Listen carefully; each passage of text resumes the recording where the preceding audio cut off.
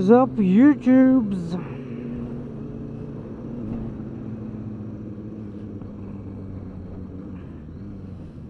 I've been using the Drift Ghost SHD is the full name. I've been using it for quite a bit now. I wouldn't say weeks or anything, but I've made a few videos with it, and so far it's actually been excellent. I mean, all I really can do is compare it to the GoPro Hero HD2 that I used to use before this one, and see whether or not certain aspects of having a camera on your helmet have improved. For example, the reduction in drag when riding at higher speeds, definitely noticeable and definitely worthwhile. Unfortunately, I really like the front of my helmet, the one I have now, and I really don't want to put a GoPro on it. Well, firstly because it's really difficult to put a mount there, and secondly because I don't think it looks very nice. I had to kind of choose, and I think the Drift actually is quite snug on the side of my helmet. I think it doesn't look too bad, and the reduction in drag is actually superb. I mean, barely noticeable. I do dare to say, barely noticeable, but definitely noticeable from speeds at 150 upwards. I mean, still not as bad as the GoPro, obviously. One other thing I noticed is that now that I've got a camera with a remote,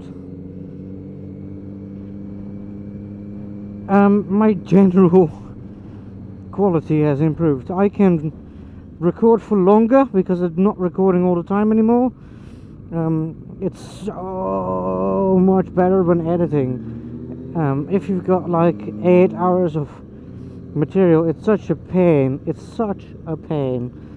And with the Drift and the remote combination, I think I've managed to reduce that to like 4 or 5 hours of material. I mean, there have been cases where I missed something, which is a shame, but generally it's been so handy, so useful.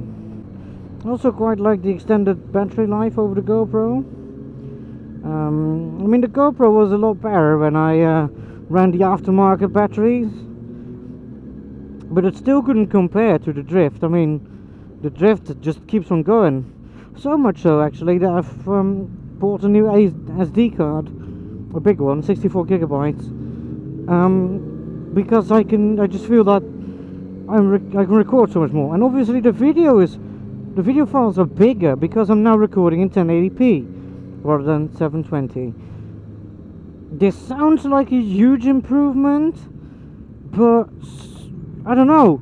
The quality of the GoPro Hero 2 actually seems slightly better at 720p and only slightly inferior on 1080. I mean, it's difficult to get the clipping out, but I think I've got it down, well, almost entirely. But because I did used to have a powered microphone, the lavalier, it was such a pain. Because the battery would run out and I wouldn't have any audio for like an entire day without me noticing, because it doesn't allow me to look it back, because it doesn't have Wi-Fi, it doesn't have a screen. I can't really, I've got nothing.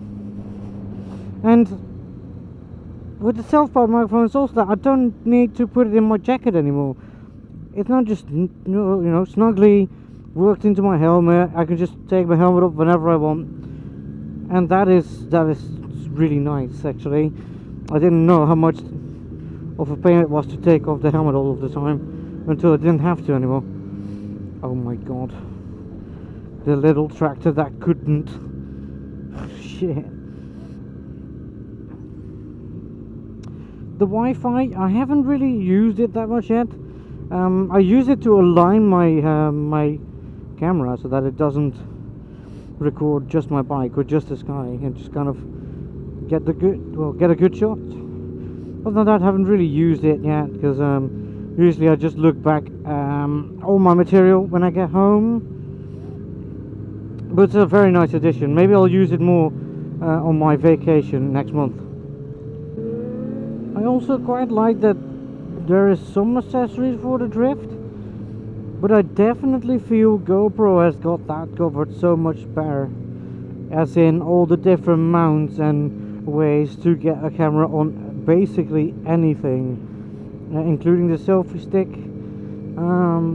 I found the GoPro has handled that a lot better than drift, but you know,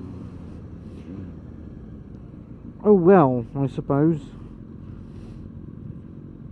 All in all, for now, and I say that without having actually looked back this material yet, I am actually very pleased, and I hope that with the light from the sun, it will only get better.